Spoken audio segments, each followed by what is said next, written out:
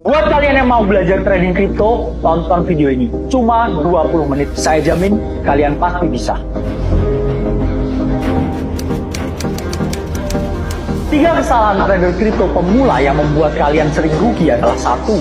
Kalian nggak bisa baca chart. 2. Kalian nggak tahu kapan harus masuk dan keluar. Dan ketiga, kalian nggak tahu harus masuk berapa banyak. Di video kali ini, saya akan jelasin gimana nyelesain masalah tersebut step by step sampai kalian bisa. Pertama, saya akan ajari kalian gimana cara membaca chart. Untuk bisa membaca chart, kalian harus memahami komponen utama dalam chart, yaitu adalah candlestick. Candlestick merupakan suatu grafik yang melambangkan pergerakan harga. Candlestick dibagi menjadi 2. Satu adalah bullish candlestick yang berwarna hijau seperti yang kalian lihat di belakang, yang melambangkan kenaikan harga. Sementara bearish candlestick adalah candlestick berwarna biasanya merah, menunjukkan penurunan harga. Setelah memahami candlestick, kalian harus memahami mengenai pergerakan harga. Pada dasarnya, harga bergerak dalam 3 tren.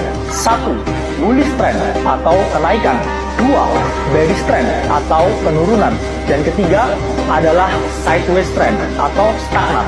Ketika harga bergerak bullish atau naik, kalian harus cenderung memiliki bias untuk membuka posisi pembelian atau long.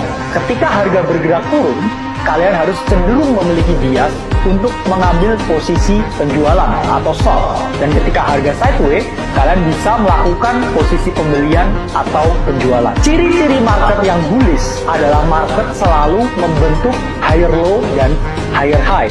Higher low adalah titik rendah yang semakin tinggi, sementara higher high adalah titik tinggi yang semakin tinggi. Ketika harga ada di fase bearish, harga akan membentuk lower high dan lower low, atau titik tinggi yang semakin rendah dan titik rendah yang semakin rendah. Namun ketika harga sideways, harga cenderung membentuk equal high dan equal low, atau titik tinggi yang sama tinggi dan titik rendah yang sama rendah. Cara lain untuk melihat tren adalah dengan menggambar trendline. Trendline merupakan suatu garis yang menghubungkan titik harga. Bullish trendline digambar di bawah titik harga, sementara bearish trendline digambar di atas titik harga. Ketika harga mengalami kenaikan di atas bullish trendline, kalian harus membuka posisi perdagangan. Namun ketika harga mengalami penurunan di bawah bearish trendline, kalian harus membuka posisi penjualan.